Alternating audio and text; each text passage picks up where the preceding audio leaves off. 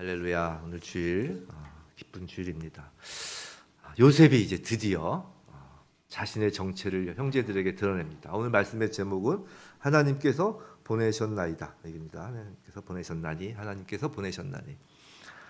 사실 직전까지 이 설교 제목을 다른 걸로 하려고 그랬어요. 이 설교 내용을 들어보시면 아시겠지만 좀 내용이 많습니다. 근데 내용의 큰 축은 과연 내가 구원을 받았나? 라는 어떤 그거에 대한 어떤 내용인데, 그래서 설교 제목을 당신은 구원을 받았습니까? 뭐 구원받은 증거가 뭡니까? 이렇게 하려다가 보니까 좀 이단스럽잖아요. 그죠? 구원파 같기도 해서 그건 안 될 것 같고, 그래서 그래도 오늘 성경 구절 중에 가장 핵심되는 구절이라고 생각해서 하나님께서 보내셨나니라고 제목을 했습니다. 자, 요셉이 이제 자신의 정체를 형제들에게 드러내요. 우린 지금까지 요셉 스토리를 쫙 보았습니다. 그런데 우리가 요셉 스토리를 보면서 뭘 느끼셨어요? 그건 엄청나게 무섭도록 요셉이 절제되어 있다는 것이에요. 요셉이 무섭도록 절제된 침묵을 우린 요셉 스토리에서 봤어요. 형제들의 손으로 노예상에 팔려갈 때도, 또 보디발의 집에서 억울한 누명을 쓰고 감옥에 내려갈 때도, 감옥에서 관원장의 꿈을 해석하여 주었음에도 계속 감옥에 갇혀 있을 때도, 애굽왕 바로의 꿈을 해석하여 총리가 되었을 때도 성경은 요셉의 감정, 요셉의 심리 상태에 대하여 아무런 기록이 없는 것입니다. 요셉이 애굽으로 곡식을 얻으러 온 형들을 보고 숨어서 운 적은 있지만 사람들 앞에서는 전혀 눈물을 보이지 않았어요. 형들이 베냐민을 데리고 다시 애굽 총리 요셉 앞에 왔을 때도 요셉은 자신의 안방에서 울지언정 형제들 앞에서 정을 억제하고 절제된 모습을 보였다고 성경은 기록했어요.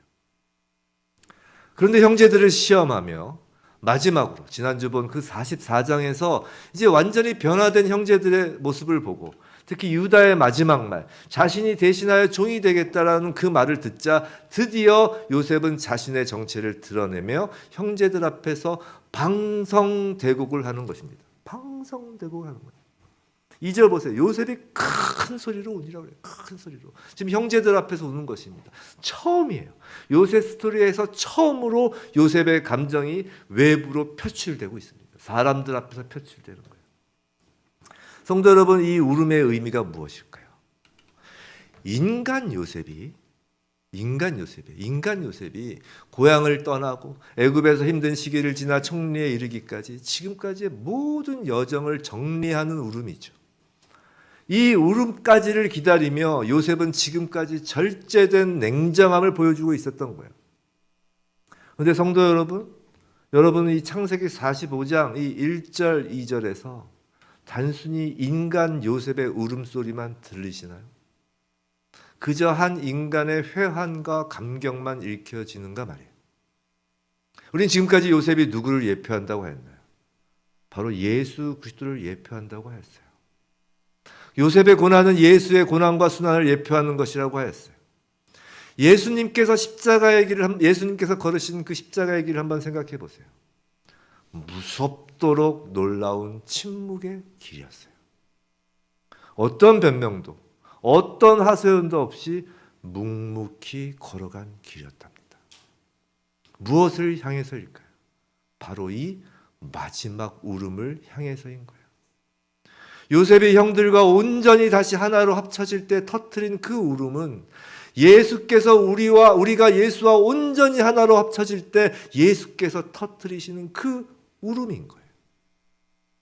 성도 여러분, 하나님은 우시는 하나님입니다. 언제 처음 우셨을까요? 아담이 죄를 지어 나무 뒤에 숨었을 때 하나님은 아담아 아담아라고 부르시며 우셨던 것이에요.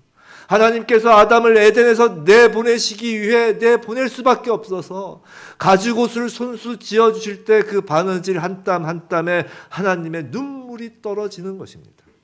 그때의 하나님 눈물은 자식을 떠나보내는 아비의 눈물이죠. 그리고 나서 하나님은 놀라운 절제와 그 무서운 인내 가운데 자식을 구원하시는 그 아버지의 계획을 행하였고 그 행함을 계속 이루어 가시는 거예요. 그리고 마침내 하나님은 그 자식을 다시 품 안에 안으시고 우시는 거예요. 지나온 모든 하나님의 그 섭리 과정, 하나님의 그 모든 역사하심을 떠올리며 그 아들을 품에 안고 이번에는 감격의 눈물을 터뜨리시는 겁니다. 하나님은 우시는 분이세요. 우리가 떠날 때도 우시고 돌아올 때도 우시는 거예요. 슬픔의 울음과 기쁨의 눈물을 흘리시는 분이세요. 성도 여러분, 우리가 예수 그리스도의 품에 안길 때 우리 주님은 큰 소리로 우시는 거예요.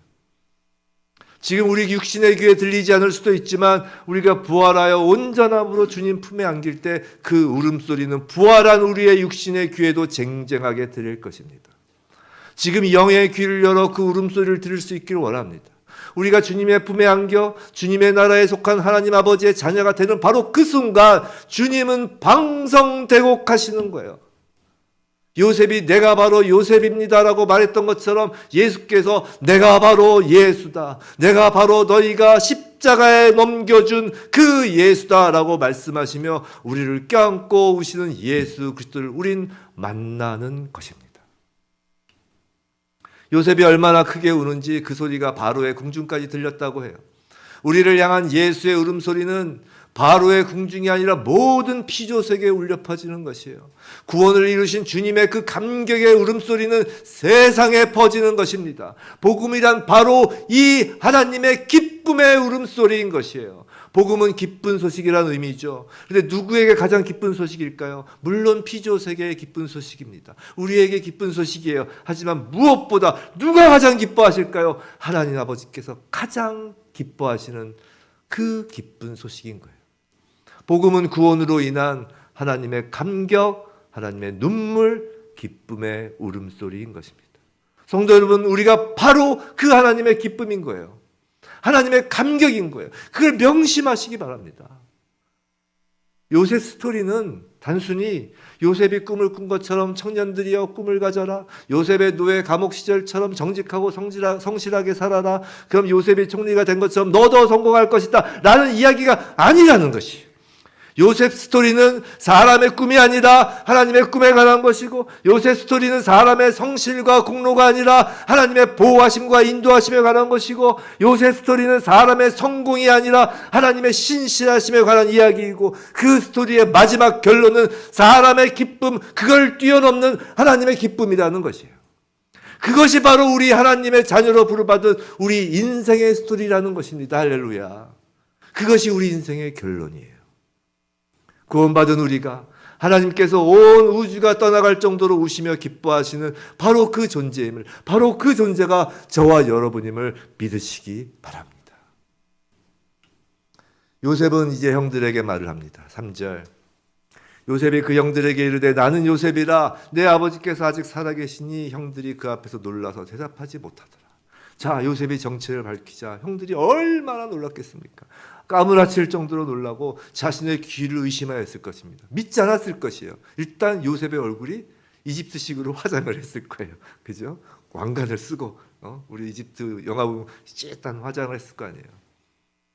또 벌써 몇 년 지났어요. 거의 지금 요셉 나이가 39 정도 돼요. 39 정도. 왜냐면 요셉이 총리가 됐을 때가 30살이죠. 7년 기근 있었죠. 7년 풍년 있었죠. 7년 기근 중에 오늘 보면 5년 아직 남았다 그러잖아요. 그러니까 이제 2년 지난 거예요. 2년 기근이. 그 기근이 얼마나 심했는지 2년 기근인데도 불구하고 죽겠다고 다 온 거예요. 그럼 이제 한 39 정도 되는 거예요, 지금. 그럼 세월이 많이 지났어요. 10대 때의 요셉과 이제 40대에 접어든 요셉입니다. 못 알아볼 수 있어요. 형제들은 안 믿는 것입니다. 요셉이 계속해서 말하죠. 4절이에요, 4절. 요셉이 형들에게 이르되 뭐라고요? 내게로 가까이 오소서. 그들이 가까이 갑니다. 이르되 나는 당신의 아들 요셉이니 당신이 애굽의 반자라. 요셉이 형들에게 가까이 오라고 합니다. 왜 가까이 오라고 했을까요? 가까이 와서 내 얼굴을 보세요. 그런 의미도 있겠지만 무언가를 은밀하게 지금 말하려는 거예요. 다른 사람들 듣지 않게 형들과 요셉 사이에 은밀한 대화를 하려고 하는 것입니다. 그 은밀한 대화가 뭐예요? 요셉은 요셉과 형들만 알고 있는 숨겨진 사실을 지금 말하는 거예요. 나는 당신의 아들 요셉이니 뭐라고요? 당신이 애굽의 판자라라는 거예요. 정말 기절초풍하는 것이죠. 왜냐하면 이건 형들로 하여금 애굽 총리가 요셉일 수밖에 없다라는, 정말 요셉이 맞다라는 그것을 확실하게 알게 하는 말이기 때문이에요. 생각해 보세요. 형들이 요셉을 노예상에 판 사실은 아버지 야곱도 모르는 사실입니다. 야곱은 요셉이 짐승에게 물려 죽은 줄 알고 있죠.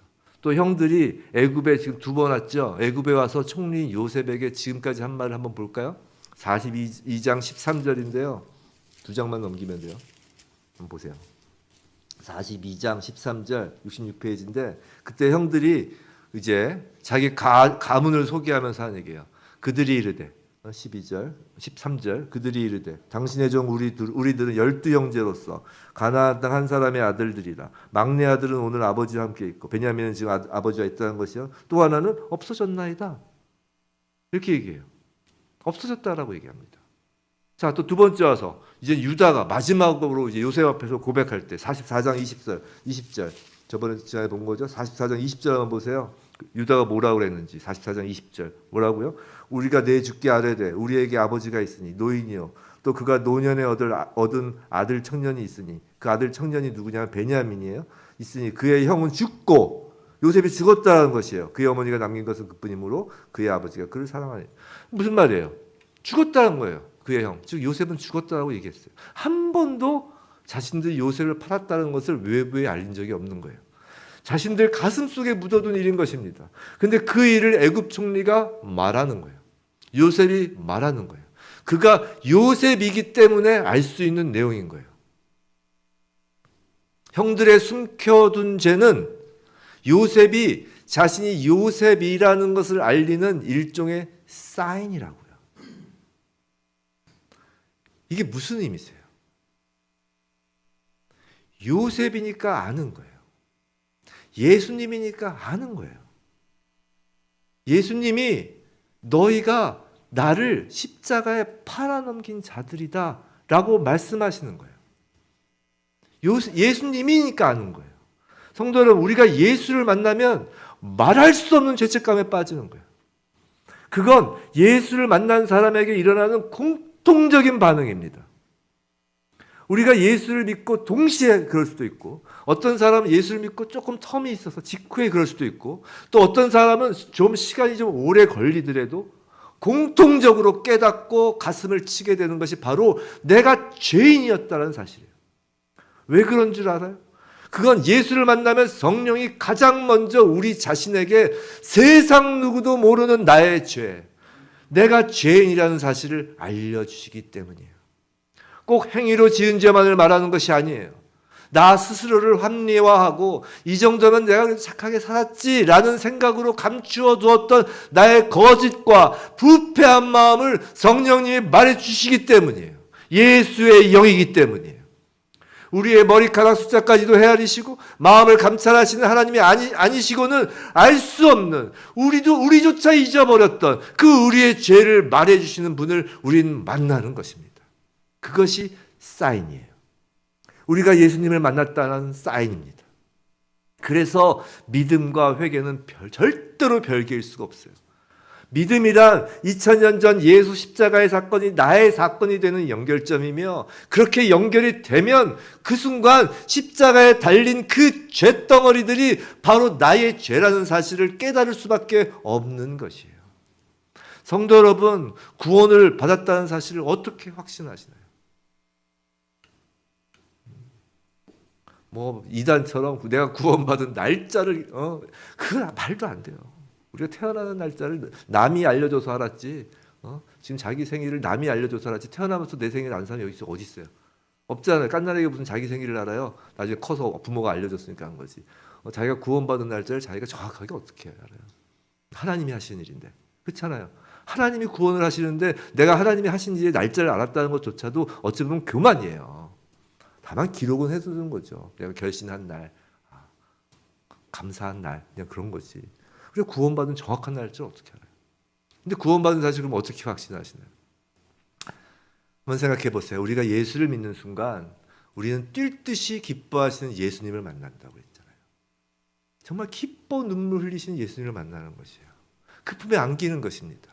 우리는 그 품에서 감격하는 거예요. 생각해 보세요. 세상에 말로만 듣던, 정말 말로만 듣던 천지를 창조하신 하나님이 정말 계신 겁니다. 정말 말로만 듣던 우리 위해서 십자가에서 돌아가신 그분이 지금 살아 계신 거예요. 그분이 다른 누구도 아니라 옆집 철수도 아니고 옆집 순이도 아니라 바로 나를 안아주시는 거예요. 그리고 그 예수 그리스도를 향해서 사랑한다고 고백하는 것입니다.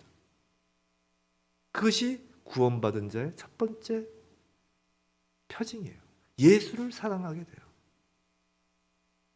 그런데 거기서 그냥 멈추면 안 돼요. 거기서 그냥 멈추고 나는 구원받은 자다. 예수님이 나를 사랑하셔서 나를 안아주시고 나도 예수님을 사랑한다. 할렐루야 하고서 난 구원받은 자다 라고 신이 나서 그 나머지의 우리의 삶을 하나님이 마치 나를 특별 대우해 준 특별한 사람인 양, 남들보다 뭔가 대단한 사람인 양 여기며 살아간다면 아직 머리로만 예수를 아는 것일 뿐 가슴으로 예수를 만나지 않은 것입니다. 무슨 말이냐면 예수를 자랑하는 것이 아니라 자기가 특별한 양 자신을 자랑하게 되는 거예요. 아직 예수를 만나지 않은 거예요. 우리가 진정 예수를 인격적으로 만나면 정말 구원받은 자라면 그건 어떤 극적인 영적 체험을 하는 것이 아니에요. 가장 극적인 영적 체험이 뭔지 아세요? 그건 우리가 죄인임을 인정하는 거예요. 예수를 만난 구원받은 자의 두 번째 표징은 계속 겸손함이에요. 내가 죄인이라는 사실이죠. 5절에서의 형제들 한번 보겠습니다. 5절 뭐라고 하나요? 당신들이 나를 이곳에 팔았다고 해서 근심하지 마소서. 요셉이 얘기하죠. 한탄하지 마소서. 하나님이 생명을 구원하시려고 나를 당신들보다 먼저 보내셨나이다. 자, 요셉임을 알아본 형들은 어떻게 하고 있다고요? 근심하고 있는 거예요. 그러니까 근심하지 말라고 하죠. 한탄할 수밖에 없는 거예요. 그러니까 한탄하지 말라고 하는 거예요. 근데 여기서 한글 성경에서는 번역되지 않은 부분이 있어요. 지금 근심하지 마소서, 한탄하지 마소서, 그 앞에 원어 성경에는 당신들의 눈들 안에, 다시요, 당신들의 눈들 안에라는 히브리어 빼내게, 히브리어까지 알 필요 없고 당신들의 눈 앞에서, 당신들의 눈들 안에라는 단어가 있어요. 그러니까 그리고 한탄하다를 번역하는 원어의 뜻은 화내다예요. 화내다. 아이고 화를 내는 거예요. 이를 종합해서 직역하면 이렇게 되는 것입니다. 당신 스스로가 당신을 보고 근심하고 화내지 말라는 거예요. 성도 여러분, 예수를 만나면요, 즉 예수를 믿으면 남 탓할 겨를이 없다는 것이에요. 자신의 눈으로 자신을 직시하게 되고 그럼 죄된 자신의 모습을 발견하게 되고 깊은 근심에 빠지고 자기 자신에게 화가 나는 것이라는 것이에요. 이게 예수를 만난 자의 반응이라는 것이에요. 예수의 눈에 비친 자신을 보는 것이에요. 나의 죄를 보는 것이고 그 죄로 인하여 근심하고 탄식할 수밖에 없는 것입니다. 이게 구원을 받은 두 번째 사람의 모습이고 구원받은 자의 두 번째 모습이고 예수 앞에서 겸손할 수밖에 없는 우리의 정체성인 것이에요.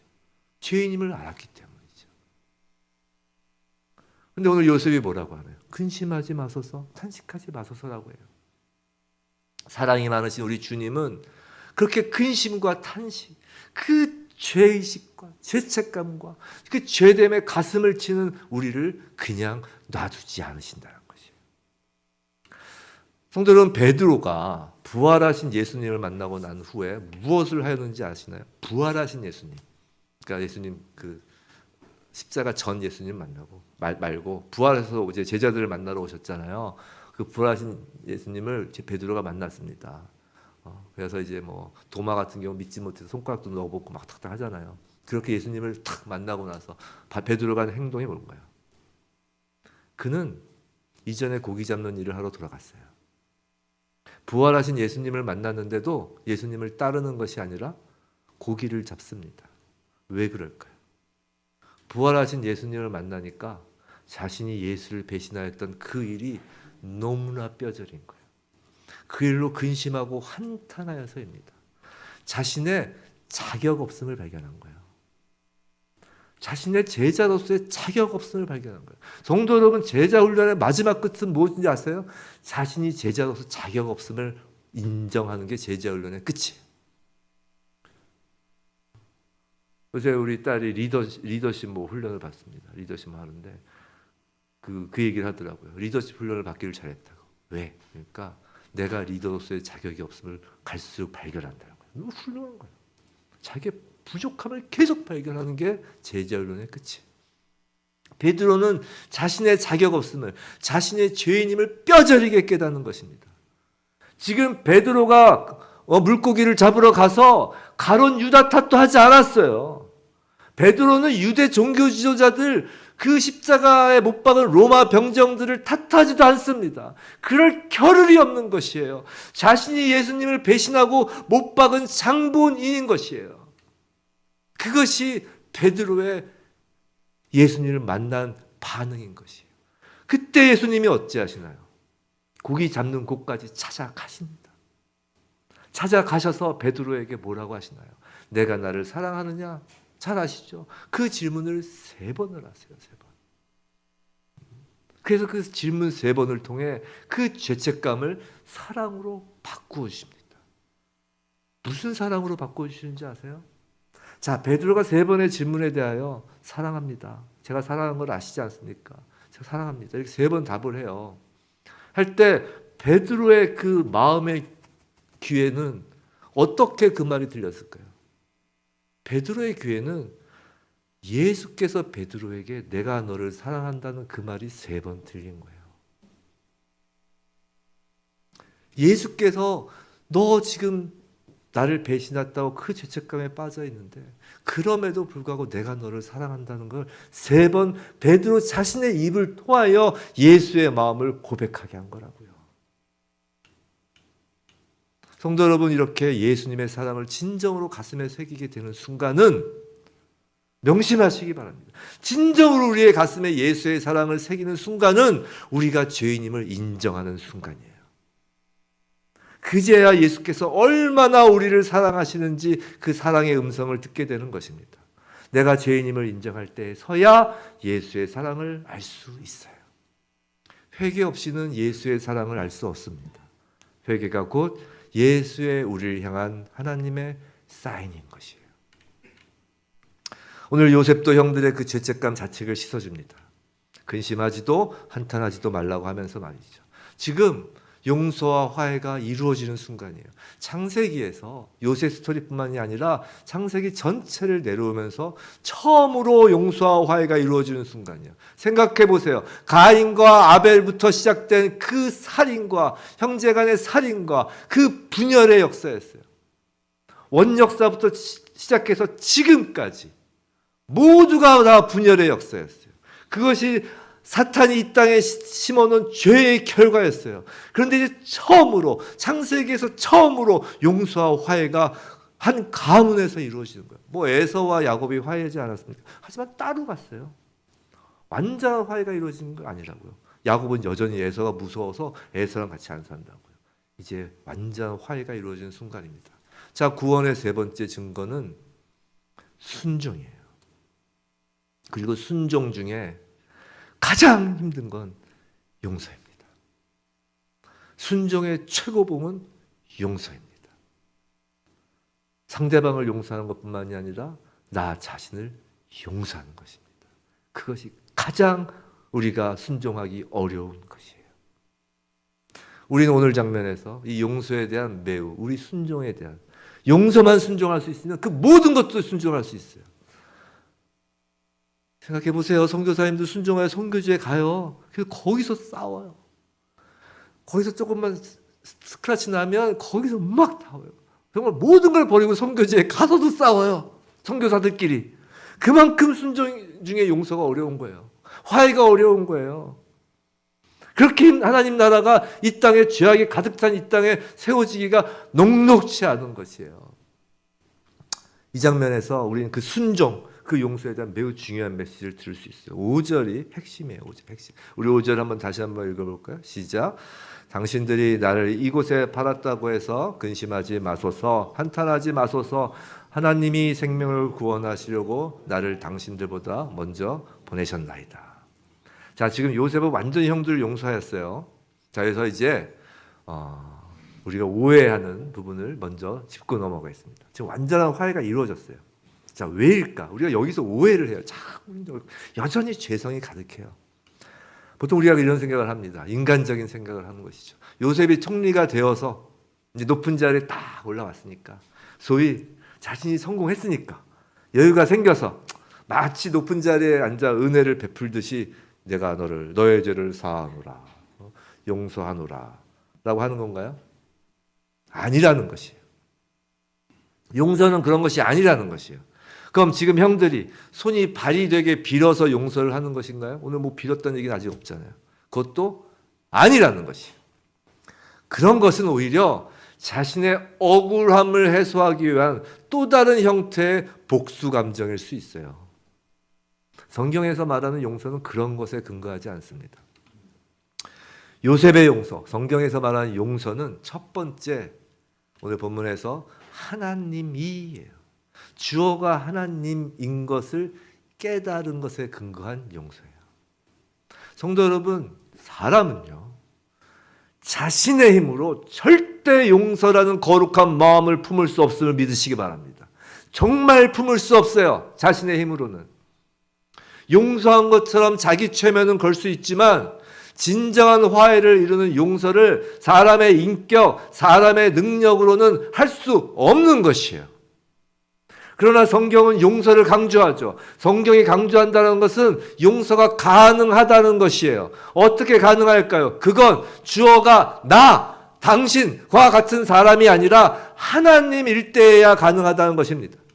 5절에서의 하나님, 그 주어를 요셉은 3번 반복함으로 그것을 확실히 해요. 7절 보세요. 7절에서도 하나님이라고 합니다. 8절에서는 더 구체적으로 말합니다. 나를 이리로 보낸 이는 당신이 아니라, 당신들이 주어가 아니라 하나님이라고 하는 것이에요. 나를 이리로 보낸, 나를 노예로 보낸, 나를 감옥에 보낸, 나를 총리로 올린 그 모든 것은 하나님이 하셨다는 것이에요. 요셉은 하나님의 주권적 섭리의 눈이 열려진 것입니다.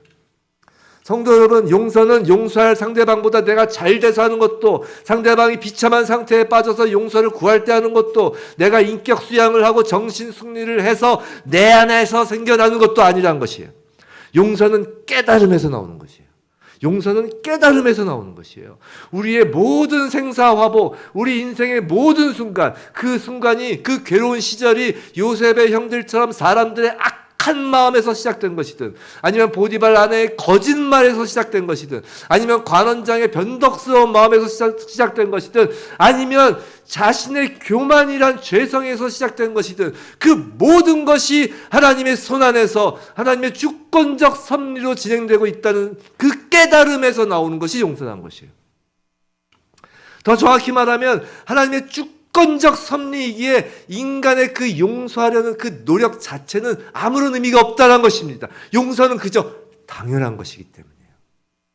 오히려 우리가 노력할 것은 그런 정신승리, 내가 용서해야지, 내가 용서해야 크리스찬 같답지, 이런 정신승리가 아니라 모든 것이 하나님의 주권적 섭리임을 어서 빨리 깨닫고 그 하나님의 신실하심을 믿는 것이 용서의 지름길인 거예요. 하나님을 아는 일에 힘쓰면, 하나님의 주권적 섭리를 깨닫게 되고, 그 사실을 깨달으면 무슨 일을 당하고 겪고도 다 그냥 넘어가게 되는 것이에요. 하나님의 일이신데, 하나님이 하셨는데. 사랑하는 성도 여러분, 혹시 억울한 일을 당하고 거짓에 속고 사람에게 상처받아 괴로우신가요? 굳이 억지로 용서하려고 자신을 학대하지 마시기 바랍니다. 우리 자체는 그렇게 착하지 않아요. 하나님의 눈높이에서는 너나 할 것 없이 다 죄인일 뿐이에요. 오히려 예수님을 만난 우리는 더욱 하나님 알기에 힘쓰는 것이 현명합니다. 성경을 더욱 알기를 소망하고 늘 깨어 기도하면서 하나님 마음을 더욱 알기를 힘쓰시기 바랍니다. 그럼 모든 일들이 하나님의 주권적 섭리 아래 있음을 깨닫습니다. 하나님의 신실하심을 깨닫는 거예요. 우리가 일부러 용서하고 말고 할 것도 없는 것입니다. 그럼 하나님의 그 주권적 섭리니까, 하나님의 손안에 다 있으니까 우리는 아무런 생각도 하지 말고 그저 무덤덤하게 지내면 되는 것일까요? 그렇지 않아요. 둘째로 성경에서 말하는 그 순정, 그 용서 화해는 하나님의 뚜렷한 목적 가운데 이루어지고 있음을 알아야 됩니다. 5절에서 뭐라고 하나요? 하나님이 생명을 구원하시려고라고 합니다. 다 7절에서도 하나님이 큰 구원으로 당신들의 생명을 보존하시려고라고 합니다. 성도 여러분, 명심하셔야 될 건 하나님의 그 모든 주권적 섭리, 악을 선으로 바꾸시고 모든 것을 합하여 선을 이루시는 그 하나님의 모든 주권적 섭리는 단 하나, 생명 구원을 목적으로 하는 거예요. 하나님의 생각은 인간의 생각과 전혀 다르십니다. 인간의 목적은, 인간의 생각은 기껏해야 성공이고 잘 먹고 잘 사는 것이에요. 조금 차원이 높아봐야 도 닦고 내가 착한 사람 되는 것입니다. 좋은 인격 갖는 것, 착한 사람으로 보여지는 것, 이것이 조금 차원 높은 인간의 생각이에요. 하지만 하나님의 초점은 언제나 생명 구원에 있습니다. 정치, 경제, 문화 등 각 분야에서 누가 정권을 잡았는지, 경제적 이익은 어떻게 해야 최대한으로 만들 수 있는지, 어떻게 해야 쾌적하게 살 것인지에 인간들은 온통 관심을 쏟지만 하나님은 그런 것에 관심을 두는 것이 아니라 그 정치, 경제, 문화 모든 영역에서도 오직 생명 구원에만 관심을 두고 계십니다. 성도 여러분, 그런 의미에서 너무 죽을 힘을 다하여 전쟁하듯이 살 이유가 없어요. 정당 간의 정권을 잡겠다고 죽을 힘을 다하는데 거기에 성도가 목숨 걸고 반대파들을 죽일 듯이 덤벼들 필요가 없다라는 것이에요. 이전 투구하면서 목숨 걸 필요 없습니다. 그런 건 안 믿는 사람들도 열심히 잘합니다. 죽으면 다 부질없는 것에 목숨 걸 필요 없습니다. 길어야 120년을 넘기지 못하는 인생이에요. 우리에게 약속된 영원한 생명에 비하면 1초도 되지 않는 찰나일 뿐인 것이에요. 그 짧은 시간 속에서 남을 죽이고 또한 자기 자신의 생명을 갉아먹는 그 일에 집착할 필요 없습니다. 하나님의 목적인 그 생명 구원에 집중하기에도 우린 시간이 부족하기 때문이에요. 요셉을 한번 생각해 보세요. 하나님은 요셉이 총리가 되기 전에 애굽의 왕권을 이전에 말씀드렸죠. 함 족속에서 셈 계열 족속으로 바꾸신다라고요. 요셉이 셈 족속이니까. 그런 함 족속에서 셈 계열 족속으로 바뀌어지는 그 정치적 격변기 상황에서 하나님은 요셉을 곧바로 감옥에서 꺼내시지 않으시고 오히려 계속 감옥에 있게 함으로 생명싸개로 요셉을 보호하셨던 것이에요. 그리고 셈 족속 왕권이 안정되었을 때 요셉을 감옥에서 나오게 하십니다. 또한 극심한 가뭄을 요셉으로 하여금 준비하게 하여 많은 민족의 생명을 구하시죠. 또 극심한 가뭄을 통해 야곱의 모든 가족들을 애굽 땅에 데리고 오셔서 이스라엘 민족이 되게 하십니다. 세상 사람들 눈에는 그저 정치적 격변기이고 극심한 가뭄이라 괴롭고 힘든 시기다라고만 생각되지만 하나님은 그 모든 상황을 오직 생명 구원을 위한 하나님 나라로 연결을 시키고 계시는 거예요. 그렇게 한 생명 구원을 위하여 일하시는 하나님의 그 한결같음을 깨닫게 되면 나도 죽이고 남도 죽이는 미움 분노와 같은 독성을 마음에 품을 이유가 없는 것입니다. 세상 그 무엇도 생명보다 중요한 것은 없어요. 세상 그 무엇도 생명보다 귀한 것은 없어요. 하나님을 알아가고 하나님의 일하심의 유일한 목적이 생명 구원임을 알아가는 그리스도인이라면 결코 누군가를 미워하며 죽이고 싶은 마음을 가질 수 없는 거예요. 시간이 아까워서. 생명 구원의 그 시간이 아까워서. 하나님의 섭리와 하나님의 목적을 알게 된 요셉이 형들을 용서하고 싶어서 한 게 아니라 용서할 수밖에 없는 것입니다. 그 생명구원의 그 섭리를 알았기 때문이죠. 마지막으로 구원의 표지로서의 그 순종 세 번째, 그거는 하나님의 보내심에 대한 깨달음입니다. 요셉은 5절에서 나를 먼저 보내셨나이다. 또 7절에서도 나를 먼저 보내셨나이다. 8절에서도 나를 이리 보낸이라고 하며 보내다라는 단어를 3번 반복하고 있어요. 이 보내다의 원어는 샬라인데요. 이 말은 성경에서 주로 하나님의 구원 소식이나 재앙 소식을 전하기 위해 사자를 보낼 때 사용하는 말입니다. 요셉은 생명 구원을 위하여 먼저 보냄받은 사람이에요. 비록 애굽에 팔려올 당시 요셉은 몰랐죠. 하지만 이제 안 거예요. 그리고 요셉은 이제 하나님의 생명구원 역사를 선포하는 것입니다. 성도 여러분, 예수님은 바로 우리의 생명구원을 위해 먼저 보냄 받으신 분이에요. 보냄 받으신 분이에요. 부활의 첫 열배가 되신 분입니다. 물론 예수님은 하나님의 주권적 섭리와 생명을 구원하시려는 그 목적을 아셨죠. 그리하여 자발적으로 100% 순종하시며 그 모든 고난을 통과하셨어요. 요셉은 예수 그리스도의 예표이지만 성도 여러분, 그럼 우린 누군가요? 우린 누구예요? 우리는 예수 그리스도의 계보를 잇는 예수의 후손인 것입니다. 그리스도인이란 예수의 후손이라는 것이에요. 우리도 하나님이 세상에 보낸 사람들임을 명심하여야 하는 것입니다. 요셉보다 우리는 훨씬 유리한 위치예요. 요셉은 예수의 예표예요. 몰랐어요. 우리는 본체이신 예수를 만난 사람들입니다. 예수께서 먼저 걸으신 길을 알고 성경 말씀을 통해 하나님의 주권적 섭리를 알게 된 사람들이에요. 그리고 수많은 믿음의 선배가 걸어간 그 길을 우린 보고 알고 있습니다. 우리는 보냄받은 하나님의 사자라는 말이죠. 살고 죽는 문제, 하나님의 최대 관심사를 세상에 알기 위해 하나님은 우리를 이 땅에 보내신 거예요. 우리를 부르신 건 보내시기 위해서예요. 우리 예수께서 하신 그 일을 계속 이어서 하라고 우리를 보내시는 것입니다. 십자가 위에서 보여주신 예수님의 그 사랑과 용서와 화해함을 순종으로 이어가라고 말이죠. 다시 베드로를 생각해 보세요. 베드로는 예수를 배신하였습니다. 부활하신 예수님을 만났습니다. 예수님을 만나고 그는 자신의 죄에 대해 처절한 회개를 함으로 예수님의 사랑을 다시 깨달았어요. 그런 베드로를 주님은 어떻게 하셨나요? 세상에 보내셨어요. 하나님께서 아담을 떠나 보내며 소리내어 우셨던 울음을 다시 만나 부둥켜 안고 우는 울음으로 바꾸시기 위해 예수께서는 십자가를 지신 거예요. 그런 것처럼 베드로도 자신의 십자가를 지고 그 하나님의 슬픔을 기쁨으로 바꾸기 위해 보냄받은 것입니다. 사랑하는 성도 여러분, 우리는 성경 말씀을 통해 내가 바로 그 예수다라고 말씀하시는 예수를 만난 사람들입니다. 너희가 십자가에 넘긴 그 예수가 바로 나다라는 그 예수를 만난 사람들이에요. 그렇다면 우리는 내가 바로 죄인이었음을 고백하게 됩니다. 그리고 그 고백 속에서 감당할 수 없는 예수 그리스도의 사랑을 경험하죠. 그런 우리는 모두 하나님 아버지의 보냄받은 사자입니다. 생명 구원을 위해서 말이죠. 성도 여러분, 지금 어디로 보냄을 받으셨나요? 지금 여러분이 서 계신 곳이 바로 하나님께서 여러분을 보내신 곳입니다. 일터이든 가정이든 교회이든 말이죠. 하나님의 슬픔을 기쁨으로 바꿀 현장에 지금 바로 여러분이 서 계신 거예요. 하나님은 우리를 보내십니다. 그리고 한 가지만 더. 하나님은 우리를 삼으십니다. 8절 한번 볼까요? 8절. 우리 한번 같이 읽어볼까요? 시작. 8절 시작. 그런즉 나를 이리로 보낸 이는 당신들이 아니요 하나님이시라. 하나님이 나를 바로에게 아버지로 삼으시고 곧 온 집의 주로 삼으시며 예굽 온 땅의 통치자로 삼으셨나이다. 8절에서도 같은 단어가 3번 반복됩니다. 뭐죠? 삼다라는 단어예요.